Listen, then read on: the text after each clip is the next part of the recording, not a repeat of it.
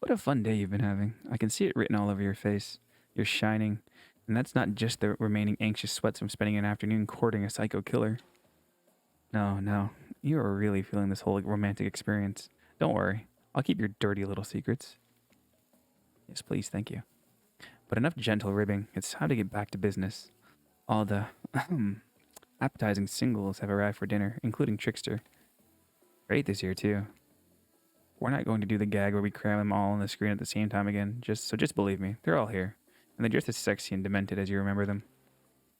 With your love on the line, everyone's being very careful not to offend you by saying the wrong thing. Congrats, by the way, on getting this far. I'm as surprised as you are that these four are falling for you. No, not because of your personality, but because you just met them yesterday. However, since Wraith seems like the biggest long shot to end up holding onto your heart, he throws caution to the wind and speaks up. It's a pretty small consolation prize for being the least loved killer on Murderer's Island, but hey, letting them have this one moment in the spotlight is the least we can do. Yeah, the QA on this is ass. And heaven knows they won't do any better than that. I'm sick of watching everyone else gorge themselves while I'm preoccupied with, trying to get to the bottom of this never-ending nightmare. So, tonight, none of that. I'm not really hungry anyway. So I say we just do a simple salad or something. The green kind, not the mayo kind. Mayo is gross. I'm fine with just lettuce. It doesn't have to be fancy. Hey, Wraith looks badass. Wraith do be looking kind of badass, but his attitude's so mopey. Not an iceberg, though. It has no nutritional value. Letting Wraith choose was a mistake. That's on all of us. Dinner will be served shortly, but certain power brokers would like to know about your day. Would you like to share your day with the rest of the group? You've had an interesting day, that's for sure. How do you describe it to the others? Say too much or too little and it could affect your standing with the group. Yeah, but he thinks mayo is gross, dumb fuck. Is that my Claudie? Yo, Claudie actually kind of bad for a survivor. Okay, well, mayo isn't gross. Mayo is kinda... Mayo is kind of, Actually, no, I love mayo. Can't lie. Okay, but don't just sit there saying nothing. Nothing is not an option. Tell of your brush with death. Joke about having kids. I think joking about having kids the move. Yeah, this is a killer dating sim. You can't date the survivors. I think joking about having kids.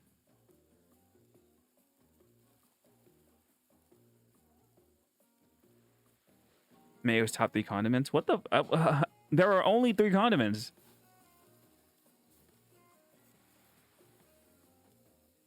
Everything else is irrelevant.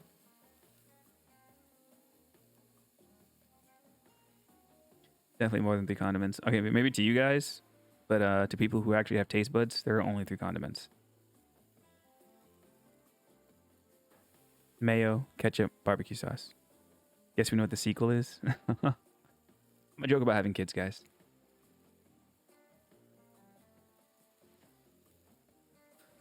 I'm just kidding. Oh, no! I fucked up! I knew this is bad, too! My body was telling me this is bad! Huntress came on a little strong today with the whole having kids thing. Over for dinner, sure. But family on the first date? Trapper laughs. Huntress can't understand why. Isn't it better to be upfront?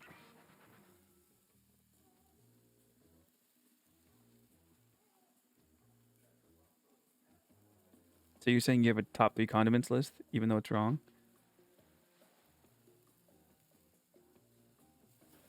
My top 3 condiments list isn't wrong at all. You're crazy. Is that a bad thing? Isn't it better to be honest about what I want in life? Maybe there's something I don't understand about human social nuances. Did you bring that up to make fun of me, Prod? Really? Your play was to humiliate this tall lady, the aggressive, axe-wielding weirdo who lives alone in the woods in front of her colleagues? To each their own. Fuck, can I go back? Can I go back? No. Oh, come on. I fucked up. Putting ketchup and barbecue in the top 3 is the worst take I've ever heard. You guys are fucking crazy. You guys are literally fucking crazy. Hot sauce, ranch, mayo. Oh, ranch? Are you fucking kidding me? Ranch is mayo. It's just seasoned mayo. You can't put ranch and mayo at the same time. That makes zero fucking sense. You're putting mayo in twice. Fucking idiots. I load my save. I need to go back. Load. Woo! Go back.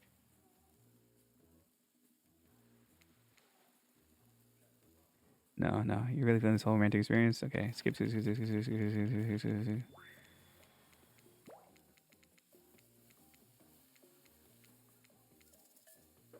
All right. I need to make sure Huntress gets her cheeks clapped. Today was nuts. We went to Huntress's secret cabin and killer crabs attacked us.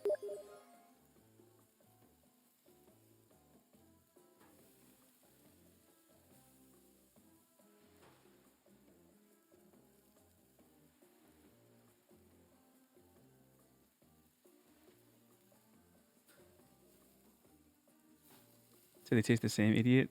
Different textures and taste. Look, man, we can argue about this all day, but you're fucking wrong. That's all I'm gonna say. All right. Anyone that agrees with you, anyways, good luck with Huntress.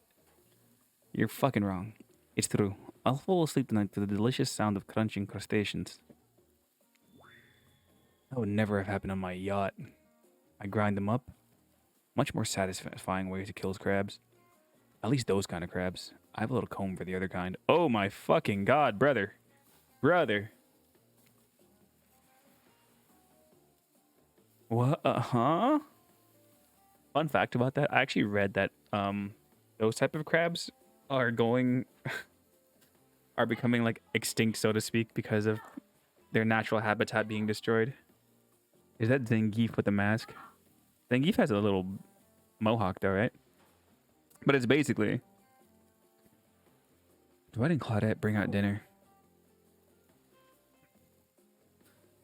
Everyone eats them in silence. No one trusts anyone now. And they are all very tired. Oh wait. No, sorry. That's a jury supernatural horror thriller set in Antarctica. Not a charming parody dating sim set in an undisclosed tropical paradise. Bony appetite. Don't you mean Bon? No, almost everything we serve has a lot of bones in it. Even the vegetables. Impossible to avoid on this island. Everyone eats without speaking. Tensions are rising, both of the sexual and deadly variety. When everyone finishes, Dwight and Claudette come back to clean up the table. They linger around you as they pick up your plate, take your napkin, and dust crumbs off the table. What would you like to say to the servants? Thank them, of course. Top-notch service is much appreciated. Everyone, if you would please be so kind as to follow us to the fire pit, we'd greatly appreciate it. We've been told something big is going to happen, something that will change everything. You can go willingly or you can go unwillingly. You have no choice. Tough cookies. Did you have a choice on how you said that, dweeb? Yes, and I immediately regret how I did. Good. Something needs to change around here. Fire is rebirth. Fire illuminates the soul. I hope the fire isn't too smoky. Smoke hurts my eyes. I have pretty sensitive eyes. I'm also horribly afraid of it. The fire, I mean, not my eyes. Because of childhood trauma. Involving fire. And finally, everyone starts moving towards the fire pit, if only to get away from Wraith's complaining. You take a seat on a comfortable log, feeling the fire's heat against your skin, and wait for other killers to take their places, wondering who will want to tell a story this time. Will narrator tell a story? I bet they've got a stunningly creative mind. Hey, you think, are they allowed to simply place thoughts in my mind like this? Doesn't seem fair. Okay, they need to make Spirit such a baddie to fuck. That's what we've all been saying, man. Everyone's been... Like, Spirit's getting ran through. Spirit's getting fucking ran through. No Hag, but I hear Plague and the Misfits are going to be in the game, like in DLC. Everyone makes their way in, but something unexpected happens. Nothing. Nothing happens. Something almost always seems to be happening here, so nothing is probably not a great sign. Yes, the blog. Oh, cool. Now everyone's looking at you. So, you know, do something. Should I pick someone to tell a story? Or we could play charades. Boggle? Well, we were actually thinking, why don't you tell us a story? Wraith points his spine and skull staff thingamajig at you. You dug out of its way. Who knows what the thing can do? It probably shoots lasers. Look at the misfits. No, the misfits are freaking the Legion. Dami Vami Mommy is the only one I want. She gets added, I'm buying this game. The Aussie group of idiots. You guys are funny. Try not to bore us. We're just very interested in you. Don't speak for me, Huntress. They're a YouTuber weirdos. Aren't like two of the Legions underage? I have zero idea. Now you can't tell if you're warm from the fire or if it's your nerves heating up. I know that the fire is right here, but maybe if we stop talking about it all the time, we can start to pretend it's not here and doesn't, you know, threaten to burn us all alive. He's not supposed to hear me. Get out of here, Wraith. Ryder's about to make an important decision about telling a story or not. Sure, I'm game to tell a story. I hope it's a mystery. Okay. So what type of story do you want to tell? I think adventure or action might be the move. Only Frank is of age. I don't think romance is the move here. I think adventure or action to kind of get like the Huntress' freaking blood going. Let's go action. Here's an action-packed yarn for you lot. The time I got into a bar fight. The group is interested. They lean in. I'm all ears, and I'm not talking about the bucket of them I have on my boat. You crack open a beer by smashing the bottle cap of the nearest rock before starting. I'm at the local watering hole powering up with my regular 12 beers before I slay at the pool table. Slay is good. Steely Dan blasts from the jukebox. The bartender's tip jar is filled to the brim. I pound the final pint and smash the glass on the counter as I demand shots for the entire joint. The patrons cheer for me. I'm their god. Suddenly, I hear the telltale revving of engines outside. Motorcycles. The saloon doors swing open. Wait, is this a saloon now? And in walks my arch nemesis, Big Slim, the giant of North Toledo. He sounds sexy. Thought I smelled something acrid from Akron when I hopped off the hog, Slim says with a sneer. I get up from my stool, the gal behind me rubbing my shoulders, revving me up for the inevitable fight. Long way from home, aren't we, Slim? What are the fine people of Elm Street going to do without someone to sell them someone's second-hand cufflinks tonight? I taunt him. He strokes his oily beard. This story has a lot of specific geographic references in it. I have a perfectly good job at a pawn shop. Why are you coming at me like that? Slim yells. That's fair, I scream back. Why do we even hate each other? I can't even remember. Something about me cutting you off in traffic, but it was a misunderstanding, Slim yells. Well then, let's talk it out, I say, tears starting to well in my eyes. And we made up. Wait, what? Oh, fuck. What about the bar fight? Oh yeah, we got into a real blowout fight later that night. Really yelled our proverbial heads off, but it was just an argument about whether you should say pop or soda. Come on. I gave up headlining at Coachella for this. Fuck! Fuck! Did I make the wrong choice? Is Hunter still gonna accept me? Am I gonna get friend zoned? Fuck me, man. I don't think I get friend zoned here, though. Spirit laughs. I mean, I could go back, but I don't want to. Spirit laughs hysterically, probably laughing at you, but it's a laugh you're ready to accept. That sure was a kind of story, technically. Okay, that was not a very good story. I don't mean to insult you, but it was actually quite bad. Sorry, but this narrator keeps it real. We can't just end here there. So, who else would you like to hear a story from tonight? You look from killer to killer, trying to decide who might be the most entertaining. You know it's the fucking Huntress, baby. What a trick. He just always comes from out of nowhere, man. Shut the fuck up. See why? I'm starting to question myself now. Huntress, you seem raring to go. Let's hear from you. Sure thing. My neck of the woods isn't wanting for horrifying mythology. Mother once told me a story of a young man who was traveling back home after the war. Which war? Doesn't matter. I just wanted some backstory details to paint a picture. I'll paint you a picture if you want. The man was lost and running out of food rations. He stopped to rest for the night underneath a majestic birch tree. Not even married to your killer of choice? I 100% am going to get the Huntress, okay? Don't doubt me here. That's when he saw the woman, naked, skin glistening in the twilight glow. I'm invested. They sang a haunting melody as they made their way downhill towards the inviting lake.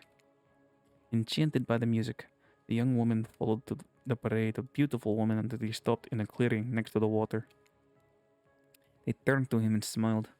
One woman with long red hair stepped forward and reached for his hand. The others began to play music, flutes, lutes, tambourines. The melody was intoxicating. The man's feet began to move beneath him. He was dancing, moved by the magical music of these mysterious women. I can't with your Huntress voice. Look, it's pretty authentic. Twilight darkened into night, and the man grew weary. But when he tried to still his moving feet, he found that he could not. Help! I cannot stop dancing, he cried to the nearest woman, a slender woman with green hair.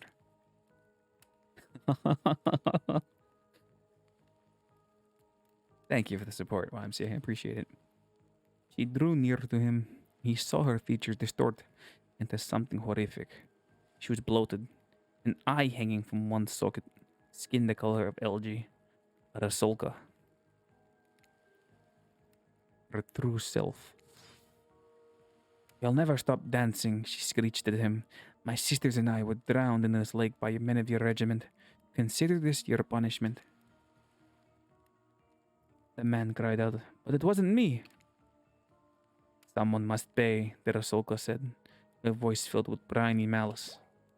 And so the man danced and danced until his bones broke and his heart gave out. The dance of death. A silent beat as everyone... Oh, this isn't the Huntress, sorry. A silent beat as everyone takes in this macabre ending. But it's not all bad. Rasolkas are also fertility goddesses. If a lady had stumbled across them, she would have been blessed with a fruitful womb. And probably some candy for the road. Damn. Does she really think that's a happy ending? I want what Huntress is having. How's your story time? A lot of people like to take pot shots at sequels, but I think every good story deserves a follow-up.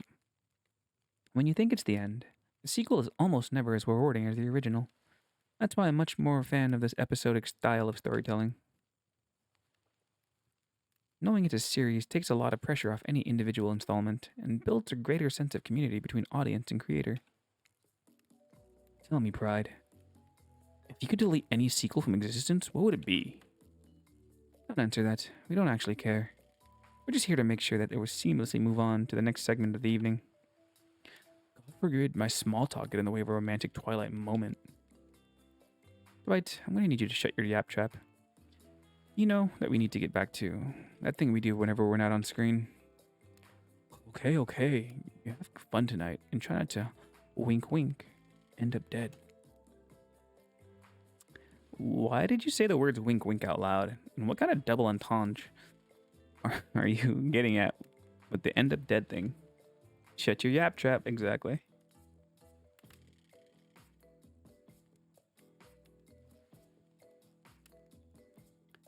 Dwight is physically incapable of winking, not since the accident. And you do know that all of these people are despicable criminals with double-digit kill counts, right? Well, except for Spirit. She doesn't really belong here. She's strictly a victim, not a perpetrator. No wonder she's pissed.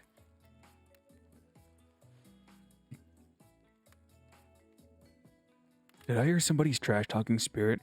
Deal me in. What do you say we take this talk to the hot tub so I can soak this bod while I roast that ghost with some killer hot takes? Please, enough talk of burns. Things that are lit are getting blazed. It's enough that these activities have to be set next to a literal fire. Must I be surrounded by figurative flames as well? What if we turned and ran as far away from this place as we could, just you and me? On those spindly legs, you'd probably tire before you got too far. If it's running away to some place more secluded predators after, they should obviously join me. Have you seen these legs? Your power. Not that my walk speed really reflects my giant stature. But that's because I choose to move slowly for stealthy reasons. It's my own choice and it's completely logical. Why is everyone so obsessed with comparing themselves to each other and creating drama? I'm so over all that. Don't you get it? Society wants to trick you into fighting with each other so that corporations can swoop in and sell you fake solutions to all your fabricated problems. That's actually not wrong, honestly. I'll be sitting in the shade and drinking something locally sourced while thumbing through a public domain novella printed on recycled paper because I refuse to play their game anymore. Oh, so that's what she is. Okay. It's like she's actively trying to be as unappealing as possible. Does it really turn anyone else on or just me? Apparently it does. Because a lot of you fucking ingrates and hooligans out there have smashed Spirit. Not gonna lie. I get it. I get it. But, come on. Huntress is right there. The short hair, the arms, the thighs. Ooh, sheesh. Despite Trapper's insatiable appetite, it seems its attention, along with the attention of everyone else, is still on you. For the moment. If you could, I don't know, just pick one of us, maybe we could all move on with our lives, or, you know, some special projects we might have going on. You heard him. Who will it be? Who will you head off with for an evening after activity? I'm just saying. You may not get a ton of chances to date around like this before your time on Murderer's Island comes to a close. I would smash Spirit any day of the week. Same with Huntress, Trapper, and Wraith. Trickster, that is such an odd thing to me, I think. I feel like Trickster is probably the most, like, close to human as there is possible. And no, I'm not satisfied with that name either, but with this streaming reality TV dating show boom happening, it's pretty much all that wasn't taken. Which killer will you pick? And yes, we're back to excluding Trickster because, that guy. Obviously. Huntress. Huntress? I hate humans. Ugh, that's tough. You know, I had the feeling you'd pick me. You've got good taste. And don't just say that because I'm considering eating you. Oh, let's go. Huntress licks her lips as she eyes you up and down. You've never felt like a literal piece of meat this much in your life before. What have you gotten yourself into? Let's go over to the bar. I'm going to make you into something special.